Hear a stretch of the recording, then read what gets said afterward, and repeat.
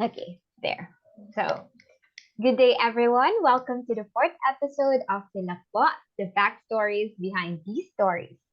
Halfway through November, and it's almost the holiday season. So, what a good time to reminisce about the good, the bad, and the in between stories of love.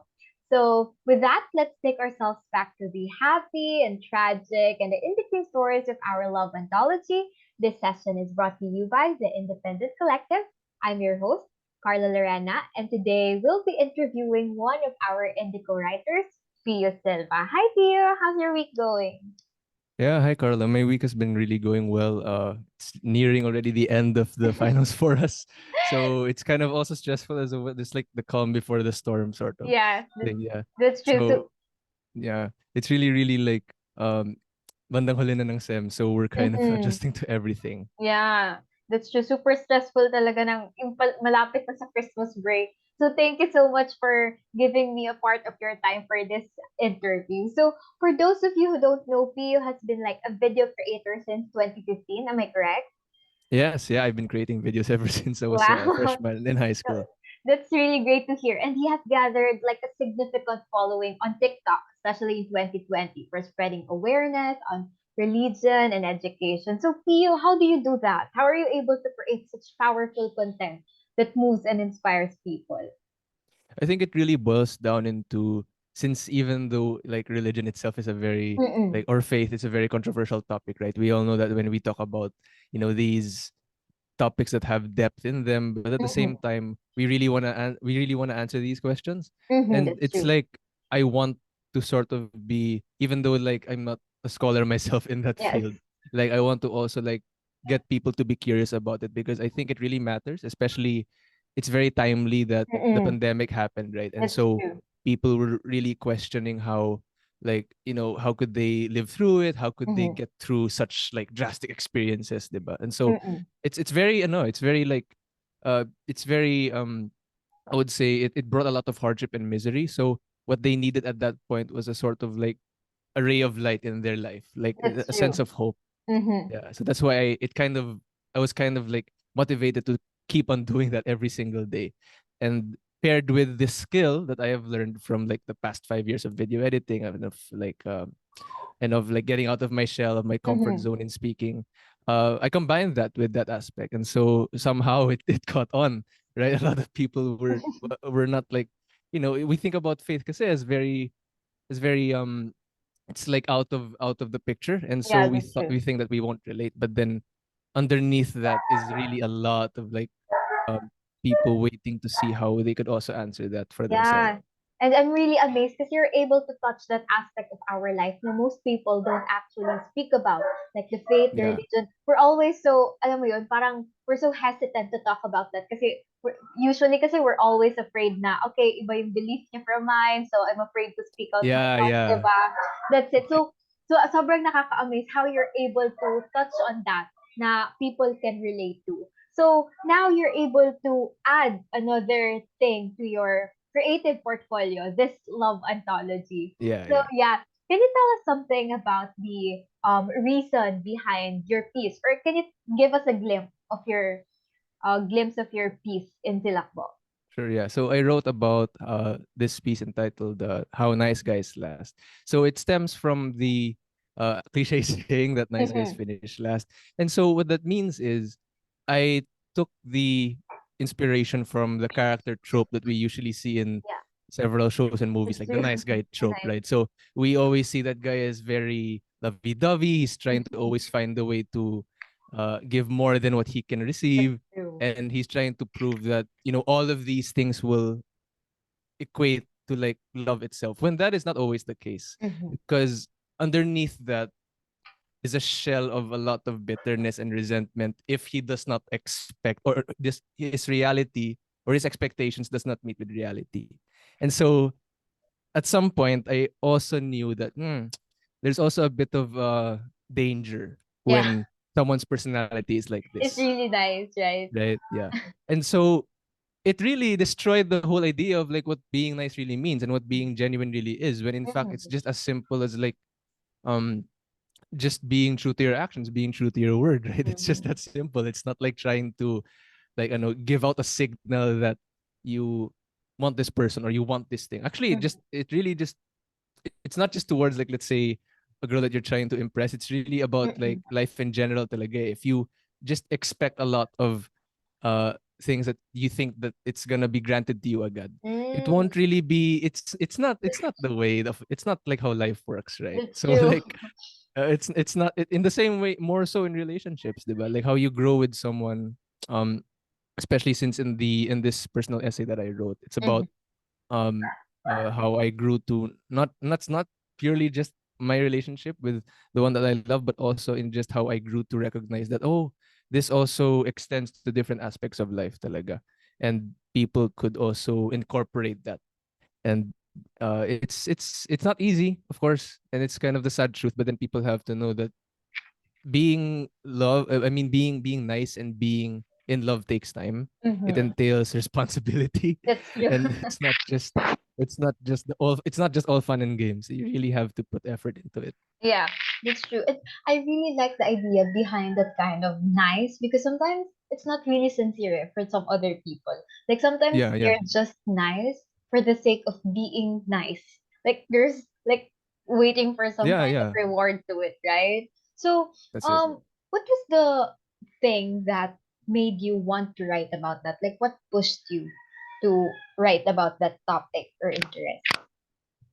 Well, I think it's because I've also noticed that many of the, I would say, individuals that I have, like, befriended in life were kind of like that in a way. Like I was surrounded by these people who in the past, of course, who had that type of, like, yearning. Yeah, that's And true.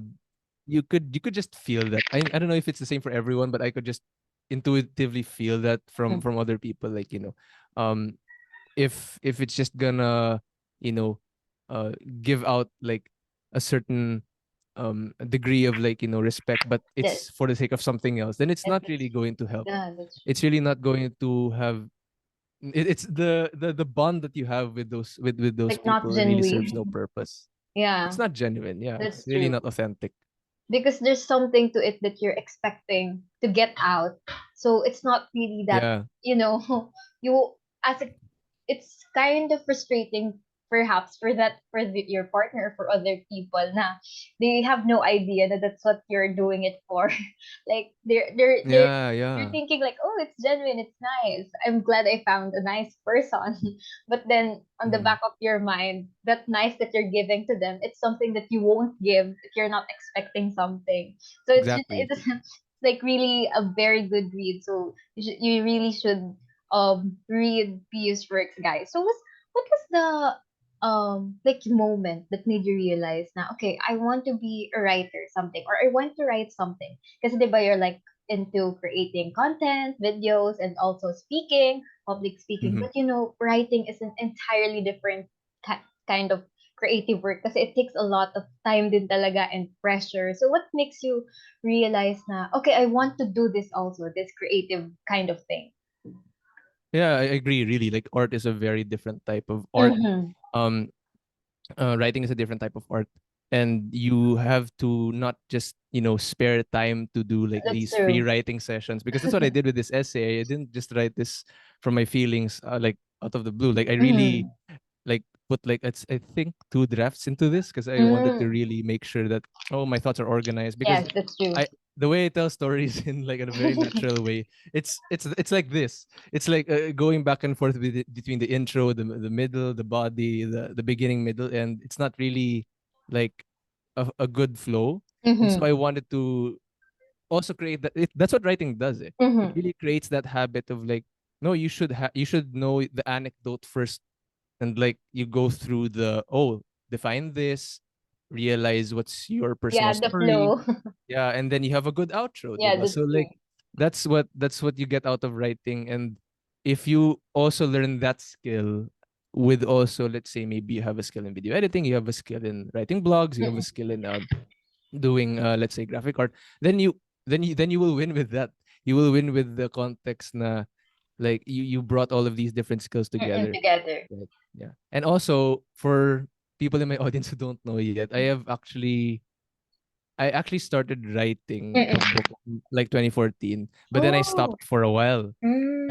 And it was kind of nerdy back then because like I wrote about like I think I was writing about how World War III might happen or something like that. I was Mm. still like into like I was into because I don't know where that idea came from, but I think it was at the height of I think social issues that I was reading online, Mm-mm. and also with I guess since I also loved watching epic movies during that time, like Lord of the Rings, for example, Mm-mm. or even the Marvel films, who were just starting at that point. That was 2012, like 2014, right? So I became engaged in that niche.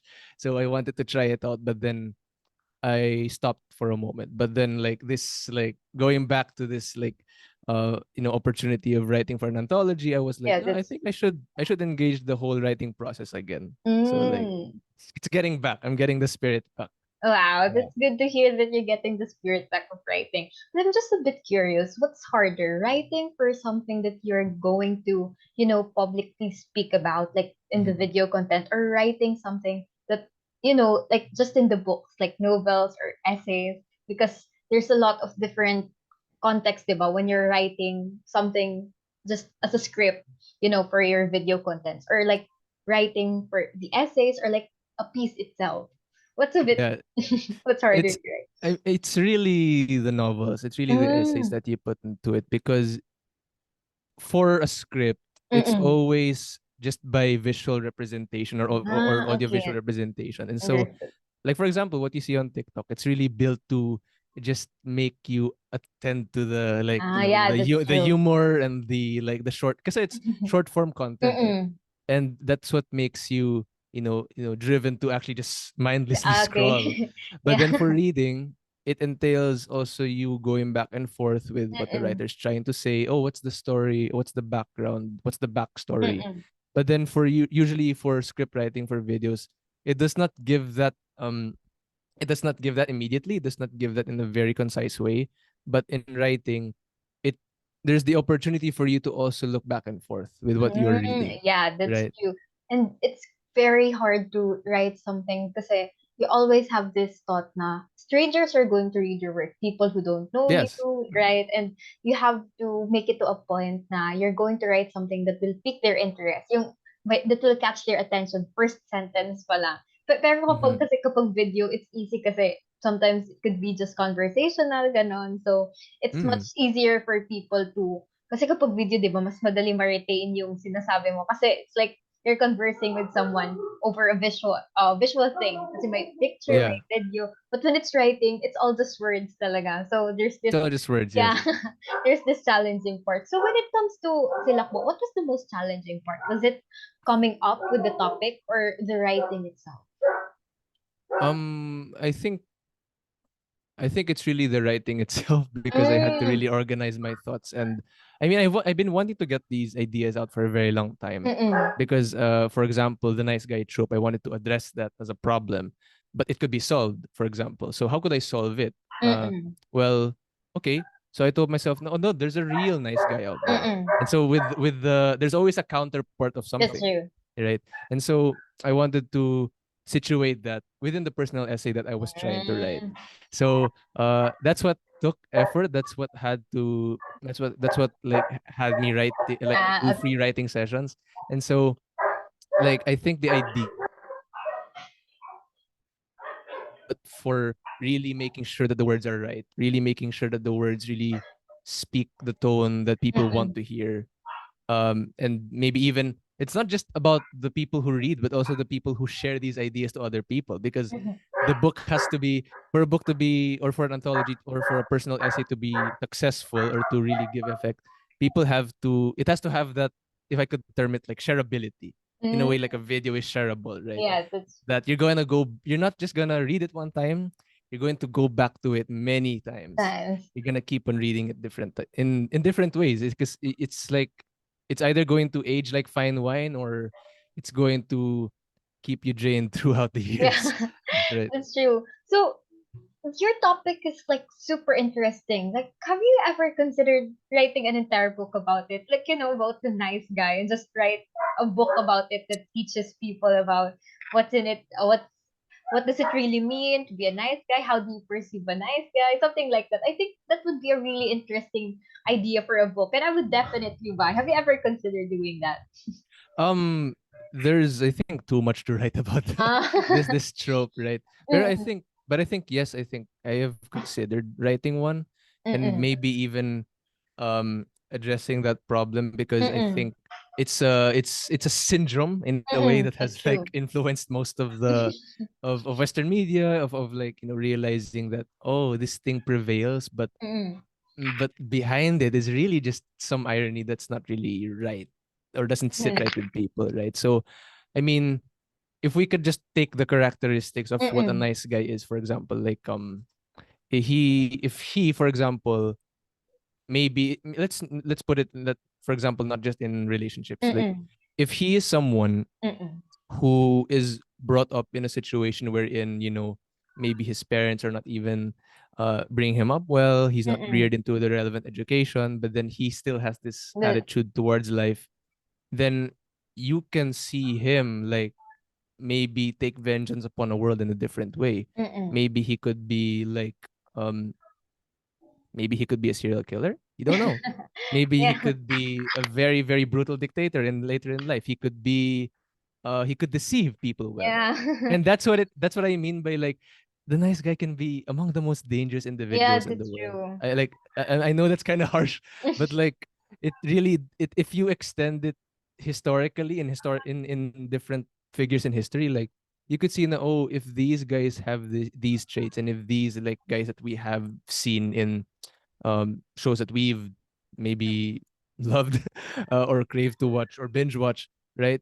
Sometimes it's very creepy to see how those things can match at some point. Yeah.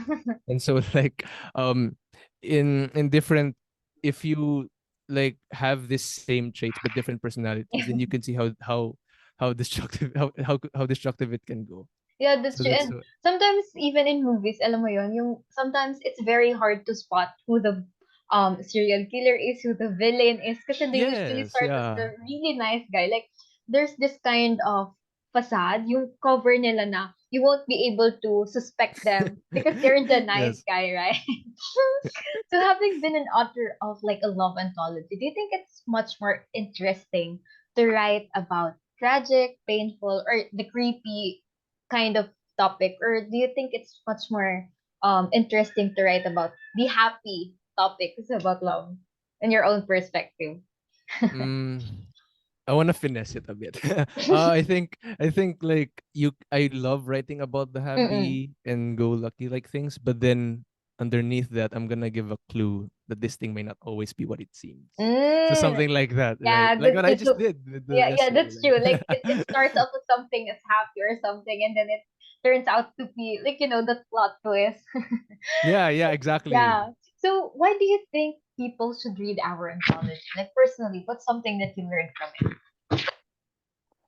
I think reading the anthology gives you a glimpse on, I guess, what love really means, for especially Mm-mm. for our generation right now, since many of the authors also have experiences at a young age, and also how does that project later in life, Mm-mm. right? So as we progress through the years, and if we look back at Silakbo, right, about the stories in the past of love and heartbreak, I would like to say that even the heartbreaks even teach us a lesson. They really teach us about not just who we are, but then how we could change as a person. Mm-hmm. And when we have that idea already, when we have that that mindset that we could achieve, then it's gonna be helpful. I think it's really gonna be helpful when hearing stories about people who have, like, let's say, broken up in different ways, or maybe their Mm-mm. family member died, That's or true. uh it really gives a different strength that you don't get out of other consequential points in your life, like maybe, let's say, Mm-mm. when you graduate. It's really different, I'd say,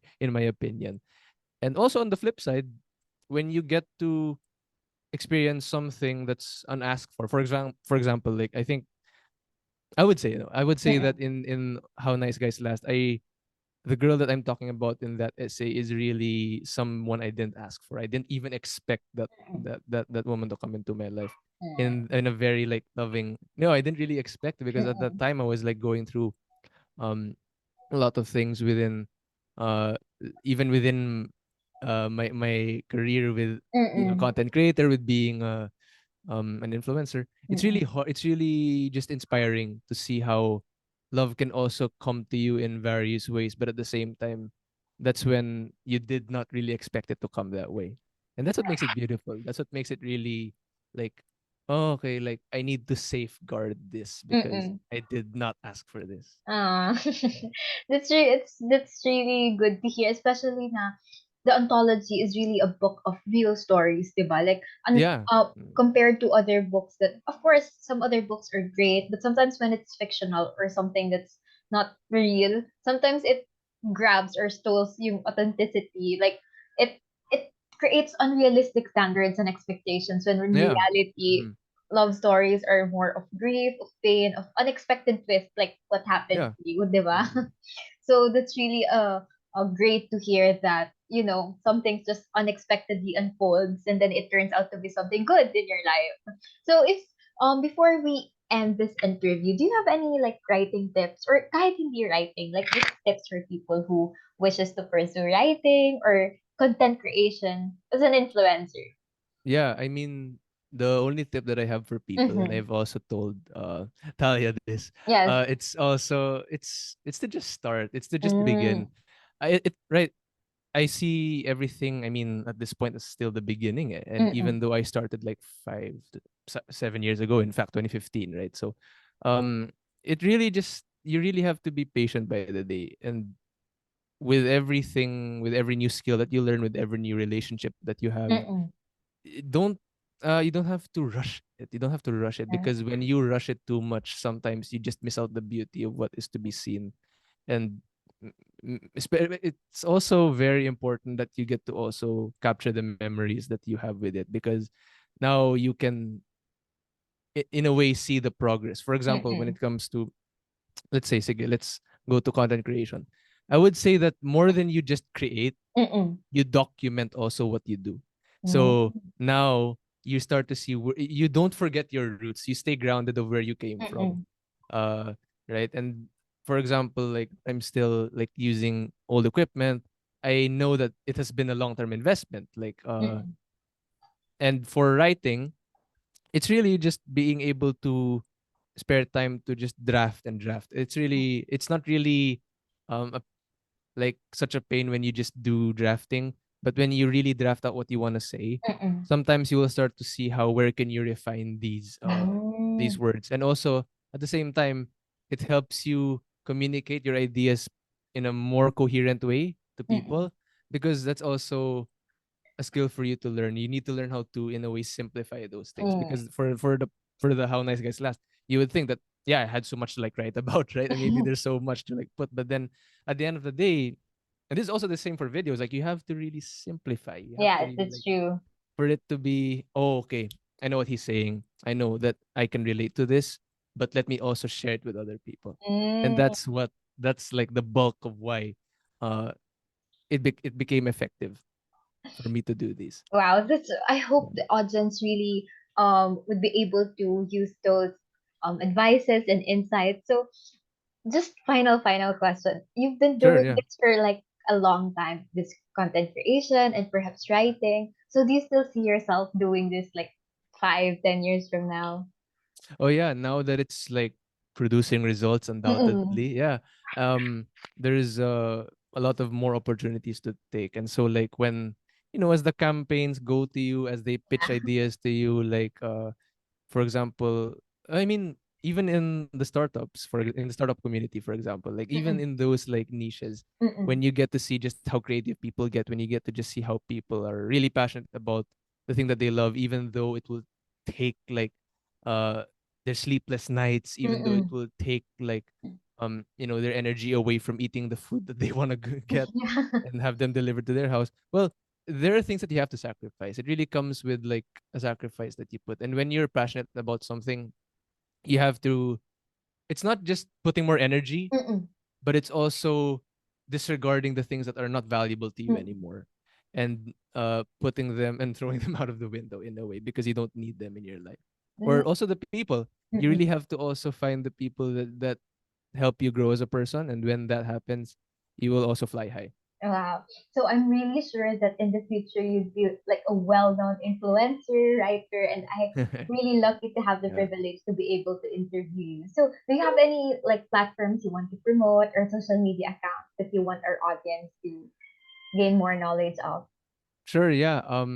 I would like to also promote my socials. It's at the Pio Silva for every social media account, Instagram, Twitter, and also Facebook and YouTube. I'm Uh, also starting to go active on YouTube since they're also producing shorts. And I also want to uh, tease something. It's mm. a podcast that's coming up in a few weeks, and I will be wanting to actually promote that in the Oh, coming. Yeah, wow. So we're going to wait for that podcast and also your YouTube channel. sure. Okay, so really excited for that. And that ends our interview. So thank you so much, Pia, for that critical conversation. I really loved all your insights and advice. And for those of you who haven't read it yet, you may purchase Silakbo now through Shopee and Lazada. This is Carla Lorena wishing you a happy and lovely weekend. Bye. Thank you so Right. much. Thank you so Okay. much, Thank you Carla. so much.